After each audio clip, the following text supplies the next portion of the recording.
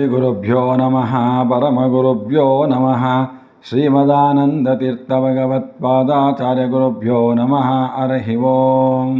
ನಾಸ್ತಿ ನಾರಾಯಣ ಸಮಂ ನ ಭೂತಂ ನ ಭವಿಷ್ಯತಿ ಏತೇನ ಸತ್ಯವಾಕ್ಯೇನ ಸರ್ವತಃ ಸಾಧಯಾಮ್ಯಹಂ.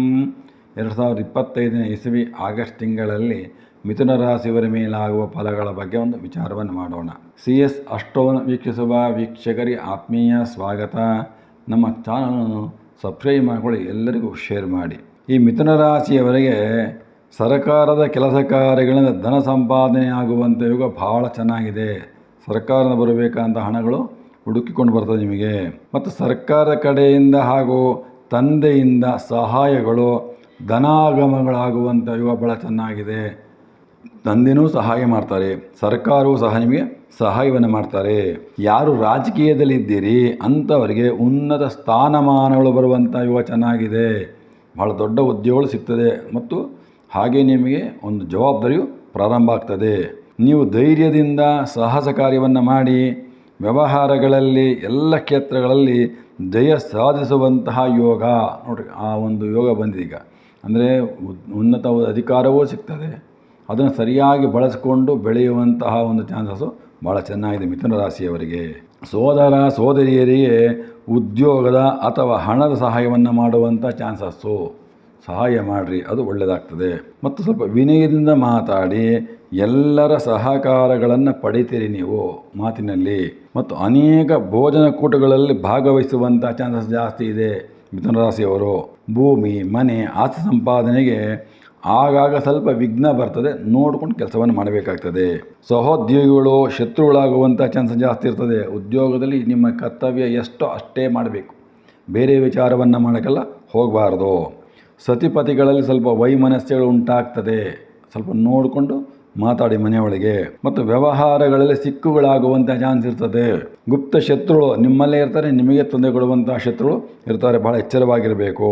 ಮತ್ತು ಆರೋಗ್ಯದಲ್ಲಿ ಋಣಬಾಧೆ ಹಾಗೂ ರೋಗ ಬಾಧೆಗಳು ಬಾಧಿಸುತ್ತದೆ. ಆದಷ್ಟು ರೋಗದಿಂದ ಏನೋ ಕಷ್ಟ ನೋಡ್ತೀರಿ ಮತ್ತು ಸಾಲದಿಂದ ಸ್ವಲ್ಪ ಏನೋ ಯೋಚನೆ ಮಾಡ್ತಲೇ ಕೆತ್ಕೊಂಡ್ರಿ, ಇವೆಲ್ಲ ಸ್ವಲ್ಪ ಜಾಸ್ತಿ ಆಗ್ತದೆ, ಎಚ್ಚರ ಇರಬೇಕಾಗ್ತದೆ. ವ್ಯಾಪಾರಿಗಳಿಗೆ ಕ್ರಯ ವಿಕ್ರಯ ಯಾರು ಮಾಡ್ತಾಯಿದ್ದೀರಿ, ಬಿಸ್ನೆಸ್ ಮಾಡ್ತಾಯಿದ್ದೀರಿ ಅಂತಹವರಿಗೆ ಧನ ಸಂಪಾದನೆಗಳು ಹರಿದು ಬರ್ತದೆ, ಅದು ಒಂದು ಒಳ್ಳೆಯ ಫಲ. ಮತ್ತು ಸಾರ್ವಜನಿಕ ಕ್ಷೇತ್ರದಲ್ಲಿ ಗೌರವ ಆಧಾರಗಳು ಹೆಚ್ಚು ಸಿಗ್ತದೆ. ಮತ್ತು ಆದರೆ ಆಗಾಗ ಕೆಲವು ಸಲ ಅಡೆತಡೆಗಳು ಉಂಟಾಗ್ಬಿಡ್ತದೆ. ಗೌರವ ಕೊಡಬೇಕು ಅಂತ ಯಾರೋ ಒಳ್ಳೆಯ ವ್ಯಕ್ತಿಗಳು ಸೇರಿರ್ತಾರೆ, ಆದರೆ ಯಾರೋ ಒಬ್ಬರು ಅದನ್ನು ಅಡ್ಡ ಮಾಡಿಬಿಡ್ತಾರೆ. ಅಂತಹ ವ್ಯಕ್ತಿಗಳನ್ನು ಗುರುತಿಸಿ ಸ್ವಲ್ಪ ದೂರ ಇರೋದು ಭಾಳ ಒಳ್ಳೆಯದು. ಮತ್ತು ಹೊಸ ಹೊಸ ವ್ಯಾಪಾರಗಳಿಗೆ ಶುಭ ಕಾಲ ಆಗಿದೆ.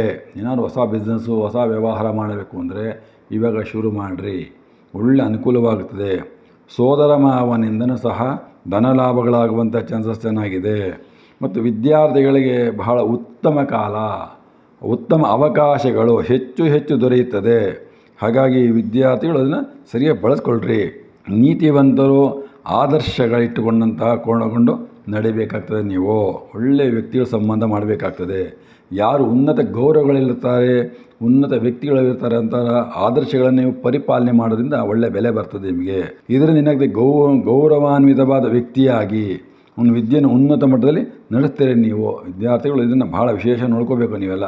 ಯಾಕೆಂದರೆ ಒಳ್ಳೊಳ್ಳೆ ವ್ಯಕ್ತಿಗಳು ನೀವು ಮಾಡೋದ್ರಿಂದ ಅನುಕೂಲ ಆಗ್ತದೆ ನೀವೆಲ್ಲ. ಮತ್ತು ಹಿರಿಯರ ಮಾರ್ಗದರ್ಶನಂತೆ ನಡೆಯಿರಿ. ದೊಡ್ಡವರು ಹೆಂಗೆ ಹೇಳ್ತಾರೆ ಸ್ವಲ್ಪ ಕೇಳಿ ನಡೆದ ವಿದ್ಯಾರ್ಥಿಗಳು ಭಾಳ ಅನುಕೂಲವಾಗ್ತದೆ. ಕಲೆಯಿಂದ ಜೀವನ ನಡೆಸುವಂಥವರಿಗೆ ಉನ್ನತ ಗೌರವಗಳು ಕೀರ್ತಿಗಳು ಉಂಟಾಗ್ತದೆ ಹಾಗೂ ಧನಗಳು ಸಂಪಾದಿಸುವಂಥ ಯೋಗ ಚೆನ್ನಾಗಿದೆ. ಮತ್ತು ವಿವಾಹಾದಿಗಳಲ್ಲಿ ನಿಶ್ಚಯವಾಗುವಂಥ ಚಾನ್ಸ್ ಚೆನ್ನಾಗಿದೆ. ಶೃಂಗಾರವಾದ ವಸ್ತುಗಳು ಮಾರಾಟ ಮಾಡೋರಿಗೆ, ಹೋಟೆಲ್ ಉದ್ಯಮದಾರರಿಗೆ, ಕ್ರೀಡೆಗಳು ಮಾಡುವಂಥವರಿಗೆ, ಚಲನಚಿತ್ರದಲ್ಲಿ ಹಾಸ್ಯ ಕಲಾವಿದರಿಗೆ, ಸಂಗೀತ ನೃತ್ಯ ವಸ್ತ್ರ ವಿನ್ಯಾಸ ವ್ಯಾಪಾರಿಗಳಿಗೆ ಧನಾಗಮಗಳು ಹೆಚ್ಚಾಗುತ್ತದೆ. ಅದನ್ನು ಸರಿಯಾಗಿ ಉಪಯೋಗಿಸ್ಕೊಳ್ಳಿ. ಮತ್ತು ಎಲ್ಲ ವಿಷಯಗಳನ್ನು ಸಹಿಷ್ಣುವಂತೆ ಶನಿ ಮಾಡ್ತಾನೆ. ಆದಷ್ಟು ಏನೇ ಬಂದ್ರೂ ಸ್ವಲ್ಪ ಶಾಂತತೆ ಇರಬೇಕು. ಆ ಶಾಂತತೆ ಕಾಪಾಡಿಕೊಂಡ್ರೆ ಭಾಳ ಅನುಕೂಲ ಆಗ್ತದೆ. ಸೊ ನಿಮ್ಮ ವೃತ್ತಿಯನ್ನು ಕಷ್ಟಪಟ್ಟು ಕೆಲಸ ಮಾಡಬೇಕಾಗ್ತದೆ, ಆದರೆ ನಿಧಾನವಾಗಿ ಶ್ರದ್ಧೆಯಿಂದ ಸ್ವಪ್ರಯತ್ನದಿಂದ ಧನ ಸಂಪಾದನೆ ಮಾಡುವಂಥ ಯೋಗ ಭಾಳ ಚೆನ್ನಾಗಿದೆ. ಮತ್ತು ಹಿರಿಯರ ಆಸ್ತಿ ಸಿಕ್ಕಲು ಆಗ್ತದಪ್ಪ, ಸರಿಯಾಗಿ ಬರೋಲ್ಲ ಹಿರಿಯರದು. ಏನೋ ಒಂದು ಆಪದೆಗಳಾಗಿ ಸಮಸ್ಯೆ ಉಂಟಾಗ್ತದೆ, ಎಚ್ಚರದಿಂದ ಇರಿ ಅಲ್ಲಿ. ನಿಮ್ಮ ವ್ಯಾಪಾರದ ವಸ್ತು ಆಮದು ಮತ್ತು ರಫ್ತು ಮಾಡುವವರೆಗೆ ಸ್ವಲ್ಪ ಮೋಸಗಳು ಮಾಡಿಬಿಡ್ತಾರೆ. ಯಾರ್ಯಾರು ರಫ್ತು ಮಾಡ್ತೀರಿ, ಆಮದು ಮಾಡ್ಕೊತೀರಿ ವಸ್ತುಗಳನ್ನ ಮಧ್ಯದಲ್ಲಿ ಮೋಸ ಮಾಡುವಂತಹ ವ್ಯಕ್ತಿಗಳಿರ್ತಾರೆ. ಭಾಳ ಎಚ್ಚರಿಕೆಯಿಂದ ನೋಡ್ಕೋಬೇಕಾಗ್ತದೆ. ಇಲ್ಲಾಂದರೆ ಬಹಳ ನಷ್ಟಕ್ಕೆ ಗುರಿ ಮಾಡ್ಕೊತೀರಿ. ಇದು ನಿಮ್ಮ ಒಂದು ಕರ್ತವ್ಯ, ನೀವು ಜವಾಬ್ದಾರಿ ತೊಗೊಂಡು ಮಾಡಬೇಕು. ಯಾರೋ ಮಾಡ್ತಾರೆ ಅಂತ ಬಿಟ್ಟರೆ ಕೆಟ್ಟೋಗ್ತದೆ. ಹಾಗಾಗಿ ನಷ್ಟಕ್ಕೆ ಗುರಿ ಆಗ್ಬಿಡ್ತೀರಿ.